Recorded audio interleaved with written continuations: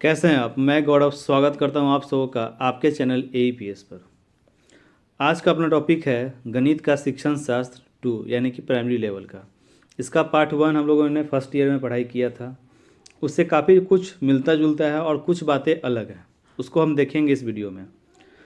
मेरा विश्वास कीजिए कि जो लोग इस वीडियो को शुरू से लेकर अंत तक देखते हैं बिना स्किप किए हुए, उनको न कोई गाइड पढ़ने की आवश्यकता है न नोट्स पढ़ने की आवश्यकता है। वो पेपर को एकदम इजी लिख कर आएंगे और अच्छा मार्क्स आएगा, क्योंकि इसमें ज़्यादा सिद्धांत भी नहीं पढ़ना है, न अवस्थाएं पढ़नी है। सारा कुछ न्यूमेरिकल टाइप का है जिसको आप अपने जीवन में काफ़ी समय से करते हुए आ रहे हैं। नोट्स से एक बात याद आया कि आप में से मैक्सिमम लोग मुझे मैसेज करते हैं कि सर नोट्स किस लैंग्वेज में है, कैसा है, कितने पेज का है, कहाँ से है, कितना परसेंटेज चांस है आने का। दोस्तों, मैं भी आपके तरह एक नॉर्मल स्टूडेंट ही हूँ। मैं कोई SCRT टीम का मेंबर नहीं हूँ। मैंने क्वेश्चन सेट नहीं किया है और मैं कभी भी नोट्स को प्रेफर नहीं करता हूँ। आप में से सभी लोग का बस एक ही डिमांड होता है, नोट्स नोट्स नोट्स। तो मैंने बनाया, हमारी टीम ने बनाया और उसका लिंक मैंने आपको दे दिया। ऑलरेडी मैंने वीडियोज़ में सारा कुछ बता दिया है कि उसमें क्या है, कैसे है। आपको लेने की इच्छा है तो लीजिए, इच्छा नहीं है तो मत लीजिए। अन्यथा फालतू क्वेश्चन पूछकर अपना और मेरा दोनों का समय बर्बाद ना करें। ठीक, चलिए तो शुरू करते हैं आज का अपना ये वीडियो। पहला यूनिट है अपना गणित शिक्षण की प्रविधियाँ एवं संसाधन। देखिए, गणित शिक्षण और रचनावाद। एक बात आपको पता है, जब से हमारा जन्म हुआ, अपने जन्म से लेकर मरने तक की अवस्था में हमारा गणित जो है हमारा पीछा नहीं छोड़ता है। सारा थ्योरी इसी के ऊपर में है। जितना कुछ हम अपने लाइफ में करते हैं हर कुछ में गणित है। ऐसे हम कह सकते हैं कि गणित इतना यूजफुल है कि इसके बिना हम कुछ नहीं कर सकते हैं। आज के टाइम में बहुत स्टेट में बहुत जगह ये प्रावधान दे दिया गया है कि बच्चा चाहे तो गणित ले और ना चाहे तो ना ले, और उसका असर उसके आने वाले जीवन पे पड़ता है। क्योंकि जितना भी सेक्टर है, हम लोग पढ़ाई क्यों करते हैं, आज आप ट्रेनिंग क्यों कर रहे हैं, क्योंकि आपको एक रोज़गार चाहिए। हर इंसान पढ़ता क्यों है, रोज़गार के लिए। ज्ञान क्यों हासिल करता है, रोज़गार के लिए।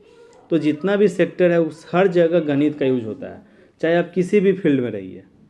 अब सारे लोग मिस्त्री नहीं बन सकते और सारे लोग डॉक्टर नहीं बन सकते, फिर भी आपको बहुत जगह ऐसा ट्रीटमेंट भी है जहाँ पे आपका गणित का यूज है। अगर आप मेडिकल लाइन में देखते हैं तो आई जहाँ पे आप दिखवाने जा रहे हैं वहाँ भी गणित का यूज है। तो गणित से आप कहीं भी बच नहीं सकते हैं, पर ऐसा प्रावधान है, उसमें आप क्या कर सकते हैं। अपना सिस्टम बना हुआ है, आपको लेने का मन है तो लीजिए, वरना ना लीजिए। तो वहाँ पे उसका असर दिखता है, चाहे वो बच्चे वाले क्लास में हो या सीनियर क्लास में हो। तो ये अपना क्या हुआ, गणित शिक्षण हुआ। अब बात आती है अपना रचनावाद। रचनावाद बोलिए या निर्वाणवाद बोलिए, बात दोनों का क्या है, बराबर ही है। ठीक, जिसको हम लोग क्या बोलते हैं तो कंस्ट्रक्टिविज्म अप्रोच बोलते हैं, जिसको हम लोग क्या बोलते हैं, निर्माणवाद हो गया या रचनावाद हो गया। ठीक, रचनावाद आने से पहले क्या था कि पहले लोग रटते थे, याद करते थे। और ये थ्योरी सबसे पहले किसने लिखा, इसको लिखा था पाओल फेरेरे ने। आपको ये कुछ आपको गाइड बुक में नहीं मिलेगा। सबसे पहले लिखा और इसका नाम उन्होंने क्या डाला, रटने की जो कला थी उस चीज़ का नाम उन्होंने दिया बेकिंग मॉडल नाम। क्या नाम दिया, बेकिंग मॉडल। ठीक, उसके बाद क्या हुआ कि हम लोग उसी काम को, रटने वाले काम को ही टुकड़ों में विभाजित करके करने लगे और एक ही कंसेप्ट के आधार पे मैक्सिमम क्वेश्चन को सॉल्व करने लगे, जिसका नाम क्या पड़ा, तो प्रोग्रामेटिक मॉडल। ठीक, इसके बाद अपना आया रचनावाद यानी कि निर्वाणवाद। इसमें क्या होता है कि इसमें 1920 में पियाजे ने क्या बोला था, तो पियाजे ने यह समझ बनाई कि बच्चों द्वारा की गई गलतियाँ, जो गलतियाँ बच्चे करते हैं, उन गलतियों को देखकर हम ये सोच सकते हैं कि बच्चा किस प्रकार से सोच रहा है, वो कहाँ गलती कर रहा है, उसके सोचने में कहाँ गलतियाँ हो रही हैं। तो ये था अपना शुरुआती दौर निर्वाणवाद का। इसके आने से क्या क्या हुआ, देखिए, विद्यार्थियों को ज्ञान सीखने में एक सक्रिय भागीदारी की तरह पहचानने की आवश्यकता है। अब बच्चा क्या सीख रहा नहीं सीख रहा, वो गलती करे तो हम लोग आराम से पहचान सकते हैं। इसको आप लोग कैसे लिखिएगा, तो एक एरे देकर अपना लिखिएगा कि विद्यार्थियों का पूर्व का ज्ञान, उसके बाद उन्होंने नए अनुभव के साथ में उसको जोड़ना, फिर उस पर सोचना यानी कि चिंतन करना, फिर उसको पुनः संगठित करना यानी कि पुनः अपने दिमाग में स्टोर करना, और फिर जो उस इतना कुछ किया, उससे जो उसको नया ज्ञान प्राप्त हुआ, उसका आपको क्या करना है, आकलन करना है कि बच्चा ने कितना सीखा। यही था अपना रचनावाद। इसी को आपको अपने भाषा में लिख देना है कि इससे बच्चे को हम लोग समझ सकते हैं, बच्चा का परिवेश किस प्रकार से जा रहा है, बच्चा कितना ग्रहण कर रहा है, बच्चा टीचर की बात को समझ रहा है कि नहीं समझ रहा है। इस सारा कुछ इसी के अंदर आ जाता है, जिसमें अपना क्या हो गया, संज्ञात्मक दृष्टिकोण हो गया, आधुनिक दृष्टिकोण हो गया, सामाजिक दृष्टिकोण हो गया। ये सारा कुछ अपना इसी में आया। तो संज्ञात्मक दृष्टिकोण जो है उसके हो गए पियाजे जी वैज्ञानिक, ठीक। आधुनिक के कौन हो गए, तो अर्नस्ट टोवान हो गए। और सामाजिक के जहाँ सामाजिक नाम आ जाए तो वाइगोस्की, ठीक। क्लियर है यहाँ तक। चलिए, इसके बाद अपना टॉपिक है गणित सीखने का एक संभावित क्रम, अ भा ची प्र। देखिए, अ का मतलब होता है अनुभव, भा का मतलब होता है भाषा, ची का मतलब होता है चित्र, और प्र का मतलब होता है प्रतीक। अब देखिए, इसको हम लोग कैसे लिखेंगे। तो मान लीजिए आप जोड़ की समझ विकसित कर रहे हैं और आप एक शिक्षक हैं, तो आपको अनुभव है कि हम पत्थर के टुकड़े से, बच्चे के पेंसिल से, बच्चे के बुक के माध्यम से, यानी कि ठोस सामान को लेकर अपने अनुभव को उसमें लगाकर हम बच्चों को जोड़ सिखा सकते हैं, गिनती सिखा सकते हैं। भाषा, यानी कि हम लोग बोलेंगे कि उसके पास में 2 टॉफ़ी है और 2 टॉफ़ी राम के पास में है, 2 टॉफ़ी सीता के पास में है, तो टोटल कितना टॉफ़ी हो गया, ये अपना भाषा के हिसाब से हो गया। चित्र, बोर्ड पर हम लोग फिगर बना दिए, 2 पेड़, फिर उसके बगल में 2 पेड़ बना दिए, बोले कितना पेड़ है बाबू, तो 4 पेड़ है। उसके बाद प्रतीक के माध्यम से, तो प्रतीक कहने का मतलब हो गया अपना साइन, सिंबल। इसको हम लोग किसी प्रकार से कर सकते हैं, यानी कि बोर्ड पे एक सर्कल बना दिया और बोलेंगे ये वृत्त है। त्रिभुज बना के कि जब 3 लाइन को जोड़ के और त्रिभुज का शेप बनाकर हम दिखाएंगे कि ये त्रिभुज है। प्लस का आइकन बना के हम लोग क्या बोलेंगे कि जोड़ के लिए इसका यूज किया जाता है। तो ये अपना क्या हो गया, प्रतीक हो गया। क्लियर। औपचारिक गणित को ठोस अनुभवों से जोड़कर सिखाना। अब देखिए, औपचारिक गणित को ठोस अनुभव, जैसे कि मैंने आपको अभी अनुभव में बताया कि वही गणित, यानी कि आप जोड़ घटाव किसी भी संख्या का जो ज्ञान दे रहे हैं ठोस सामान के अनुसार, वही अपना हो गया औपचारिक गणित में ठोस अनुभवों को जोड़ना। खेल खेल में सीखना।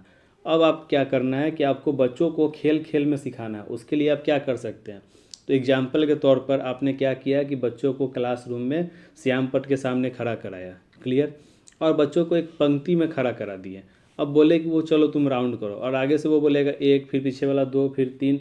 इस तरह से क्या होगा कि वो खेल भी लेंगे और उनकी गिनती की समझ भी विकसित होगी। तो इस तरह का बहुत सारा खेल है जो आप अपने विचार से सोच के लिख सकते हैं। दोहराव करके सिखाना। दोहराव करने का मतलब पूर्णतः रटना नहीं होता है, ठीक। जैसे ही दोहराने का शब्द आ जाए तो इसको आप लोग रटने के ऊपर मत चले जाइएगा। दोहराव में बहुत कुछ होता है, जिससे कि क्या होता है कि मैक्सिमम टाइम में बच्चा लोग पहाड़ा को याद करता है, टेबल को याद करता है और उसको रटता रहता है और उसमें बहुत परेशान हो जाता है। पर हमें एज ए शिक्षक उसको क्या बताना है कि पहाड़ा का पैटर्न बताना है। अगर 2 का पैटर्न चल रहा है, 2 2 जा 4, ठीक, 2 3 जा 6, तो कैसे हो रहा है, तो उसके लिए हम लोग कुछ ठोस सामान लेंगे। 2 2 का समूह बनाएंगे, 3 का समूह बनाएंगे, 4 का समूह बनाएंगे, और समूह से बोलेंगे कि अब तुम लोग इसको अलग अलग डिवाइड करो। जो दो सामान रखा हुआ एक जगह, जहाँ पे 2 पेंसिल रखा हुआ उसको अलग कीजिए, जहाँ पे 3 पेंसिल रखा है उसको अलग कीजिए, यानी कि इसको ग्रुप में बांटिए। फिर उसको हम लोग पहाड़ा का समझ विकसित करेंगे। बच्चे एक दूसरे से सीखते हैं। अब बच्चे कैसे सीखते हैं, जैसे कि आपका फ्रेंड होगा, आपने कुछ सीखा, शिक्षक ने आपको बोर्ड पे बताया, आपको उस समय समझ नहीं आ रहा, पर आपका जो क्लासमेट है, जो आपका रूममेट है, जो आपका दोस्त है, वो आपको कुछ ऐसे लैंग्वेज में बताएगा जो आपको आसानी से समझ में आ जाएगा। तो वही होता है एक दूसरे से सीखना। गलतियों से सीखना। अब गलतियाँ कहने का मतलब हो गया, आपने बच्चा को बोला कि बाबू तुम 20 लिखो। अब बच्चा को संख्या का समझ नहीं है, यानी कि किस तरह से लिखना है, उसको दहाई अंक और इकाई अंक का समझ नहीं है, तो बच्चा 20 भी लिख सकता है या फिर 02 भी कर सकता है। तो उसको गलतियां में आप क्या समझिएगा, बच्चा ने, अब आपने बच्चा को बोला कि बउआ तुम 20 लिखो, ठीक। अब बच्चे ने क्या किया कि 02 लिख दिया, ठीक। 20 के बदला बच्चे ने 02 लिख दिया। अब आपको समझ में आ गया कि बच्चा को स्थानीय मान का ज्ञान नहीं है, तो आप उसको पहले क्या बताइएगा, स्थानीय मान का ज्ञान उसको विकसित कीजिएगा। क्लियर है। ये हो गया अपना गलतियों से सीखना, ठीक। गणित की पहेलियाँ। गणित की पहेलियाँ कहने का मतलब हो गया जो आप सुडोकू खेलते हैं। जैसे कि फॉर एग्जांपल आप बच्चा को क्या बोलिएगा कि मान लीजिए कि आपने एक ऐसे बना दिया, ठीक, इसमें आपने एक बना दिया। अब आपने बोला कि आपको इस तरह से नंबर लिखना है कि हर तरफ से सम कितना हो, 15 हो, या जहाँ से भी हम लोग सम करें वो 15 ही पूर्ण चाहिए, ऐसा नंबर हमको इसमें बैठाना है। तो इस तरह का कुछ कुछ अब अपने मन से उदाहरण प्रस्तुत कर सकते हैं, जिसको हम लोग क्या बोलते हैं, पहेली बोलते हैं। क्लियर है? खुला प्रश्न एवं समस्या। खुला प्रश्न एवं समस्या का मतलब हो गया कि आप क्लास में गए और बच्चे को सीधा मौखिक प्रश्न पूछ रहे हैं। ठीक, खुला प्रश्न, एकदम मौखिक प्रश्न आप उससे बच्चे से पूछ रहे हैं कि किस प्रकार से वो अपने अनुभव के अनुसार बोल रहा है। आपने बोला कि रामू तुम खड़ा हो जाओ। ठीक, रामू अब खड़ा हो गया। कि तुम्हारे दोस्त का नाम क्या है? तो रामू ने बताया कि मेरा दोस्त का नाम सोनू है और मोनू है। तो सोनू के पास में 2 किताब है और मोनू के पास में 6 किताब है। तो तुम बताओ कि मोनू के पास में सोनू से कितना ज़्यादा किताब है।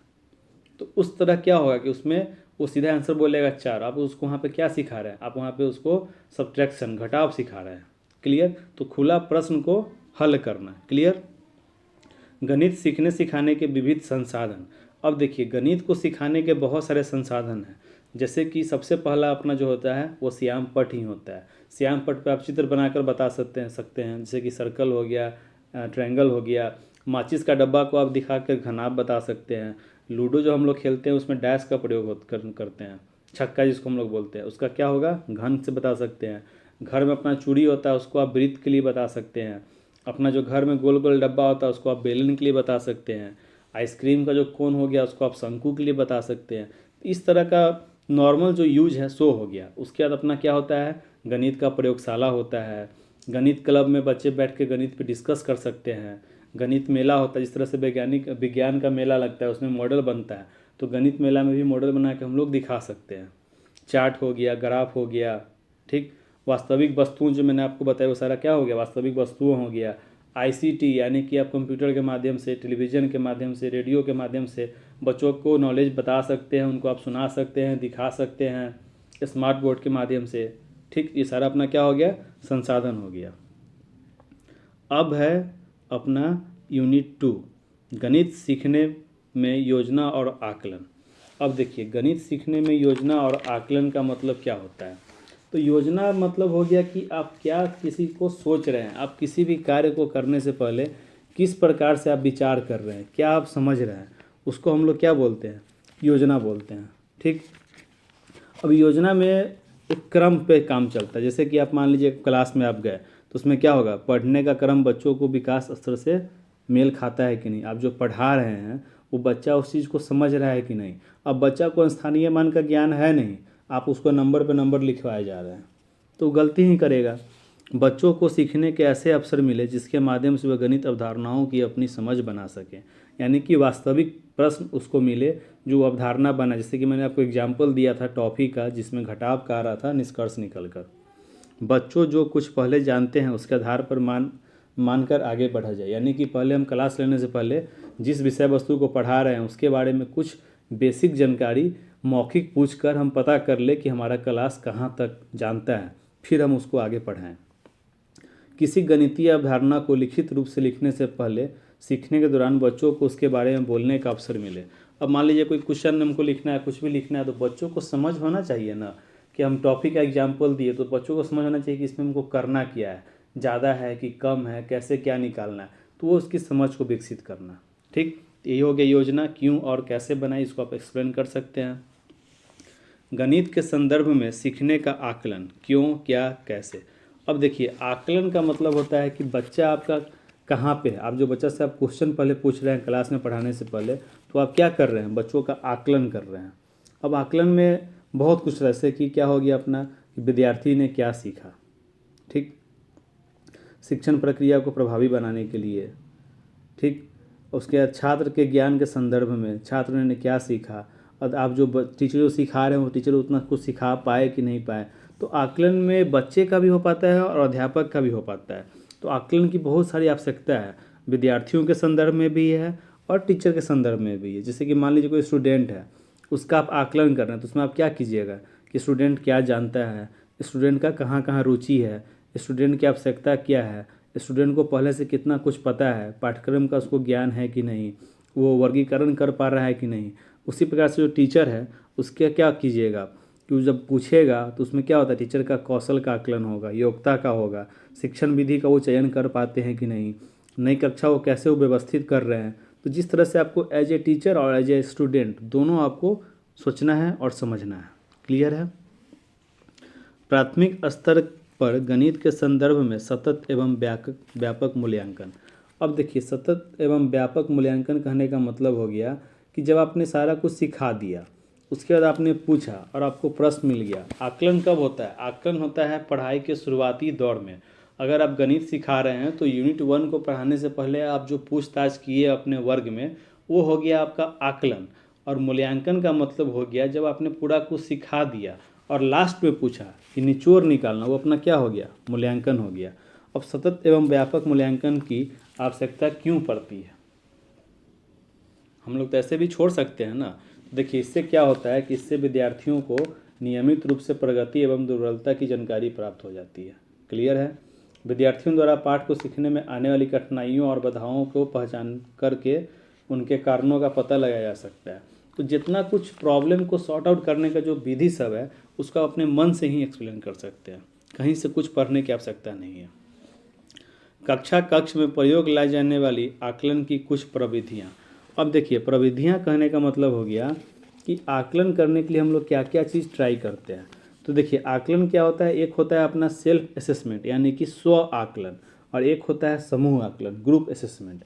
स्व आकलन में क्या होता है कि बच्चा छानबीन करता है खुद का, फिर वो तुलना करता है यानी कि अनदर बच्चों से तुलना करता है, फिर वो अपने ऊपर विश्लेषण करता है, और फिर प्रतिबिंबन, वह स्वयं को प्रदर्शन करने के लिए देखता है कि बच्चे के प्रदर्शन में पूर्णतः गुण प्रतिबिंब हो जाता है। वो इसका अनुमान लगाने की कोशिश करने लगता है कि वो कितना जान रहा है, वो चिंता करना शुरू कर देता है।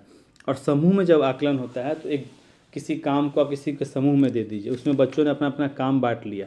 उसमें क्या होता है कि बच्चा के अंदर में कॉन्फिडेंस आता है, यानी कि उसको हम लोग बोल सकते हैं कि मुक्त, स्पष्ट और विश्वसनीय, प्रभावकारी सहभागिता और संप्रेषण को बढ़ाता है, कई प्रकार के विचार कौशलों को विकास करता है। ये सब अपना क्या हो गया? आकलन का प्रविधियाँ हो गया। अब है गणित में सीखने के संकेतकों की समझ। संकेतक कहने का मतलब हो गया जोड़ घटाव, गुना भाग या किसी भी तरह का ज्योमेट्रिकल कोई भी संकेत जिससे हमको ये पता चलता है कि जोड़ना है कि घटाना है कि गुना करना है कि भाग करना है।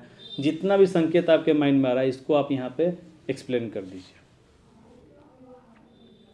यूनिट 3 है अपना ज्यामिति, आकृतियाँ एवं पैटर्न। अब देखिए, यहाँ पे क्या आ रहा है कि आकृतियाँ खुली व बंद, नियमित व अनियमित। खुली व बंद कहने का मतलब हो गया कि आपने कहीं पे लाइन ड्रॉ करना शुरू किया और जहाँ शुरुआत की वहाँ पे ये नहीं मिला, तो ये अपना क्या हो गया? खुला आकृति हो गया। और जहाँ से हम शुरुआत किया और वहीं पे उसको जाके मिला दिए, तो ये अपना बंद आकृति हो गया। फॉर एग्जाम्पल आप क्या किसको कह सकते हैं कि मान लीजिए कि किसी कक्ष में 10 बच्चे खेल रहे हैं। 10 बच्चे में क्या हुआ कि 8 बच्चों ने अपना एक घेरा बना लिया हाथ से पकड़कर, और बीच में एक बच्चा है और एक बच्चा अपना बाहर में है। जो बीच में बच्चा है वो मुर्गा बन गया और बाहर का बच्चा अपना लोमड़ी है। अब वो 8 बच्चों का चैन बना हुआ है, जो कहीं से हाथ किसी का छूटा हुआ नहीं है। अब लोमड़ी उस इंतजार में होगा कि जैसे ही चैन टूटे तो मैं मुर्गी को पकड़ लूँ। तो ये उदाहरण आप यहाँ पर डाल सकते हैं। क्लियर है। नियमित व अनियमित। नियमित कहने का मतलब हो गया लंबाई, मतलब कि सेम कुछ, जैसे कि अपना नियमित पैटर्न मैं आपको बताता हूँ। फॉर एग्जांपल ये देखिए, तीनों चीज़ सेम बन के बन गया, एक ट्रायंगल बन गया। इसका नियमित मतलब कि लंबाई तीनों का सेम है। और इसी चीज़ में अपना एक बड़ा है एक छोटा है। अब देखिए अनियमित हो गया, यानी कि रेगुलर और इरेगुलर। क्लियर है। इसको आप सीमित कर लीजिएगा एक्सप्लेन। ज्यामिति के अवयव बिंदु, रेखा, किरण। अब देखिए, बिंदु, रेखा और किरण, इसको हम लोग कैसे एक्सप्लेन करेंगे? तो बिंदु का कहने का मतलब क्या हो गया कि बिंदु वह आकृति है जिसकी कोई बीमा नहीं होती है। ठीक, जैसे कि मान के चलिए कि एक ये अपना क्या हो गया, ये अपना एक बिंदु हो गया। अब यहाँ से अनगिनत लाइन निकल सकता है, काट सकता है। जो अपना सेंटर पॉइंट है सो क्या है? अपना बिंदु है, जिसको हम लोग क्या बोलते हैं? प्रतिच्छेदन बिंदु बोलते हैं। क्लियर है। अब है अपना रेखा। रेखा कहने का मतलब हो गया कि स्ट्रेट लाइन। ठीक, अब रेखा में क्या होता है बताइए। देखिए, रेखा का मतलब हो गया कि जब कोई रेखा दो बिंदु को एक नुकीली पेंसिल से, यानी कि मान लीजिए कि अपना पेंसिल है बच्चा का, अब दो बिंदु है, ठीक, सीधा मिला दिए, ये अपना क्या हो गया, सरल रेखा हो गया। अब रेखा में भी बहुत सारा प्रकार होता है, जिस प्रकार से अपना वक्र रेखा हो गया, ठीक, समांतर रेखाएं हो गए, लंब रेखाएं हो गए, प्रतिच्छेदी रेखाएं हो गए जो एक दूसरे को काटता है, तिर्यक रेखाएं हो गए। तो ये सब अपना रेखा का पैटर्न है जिसको जो आपको ऑलरेडी पता है। रेखाखंड एवं कोण का प्रत्यय।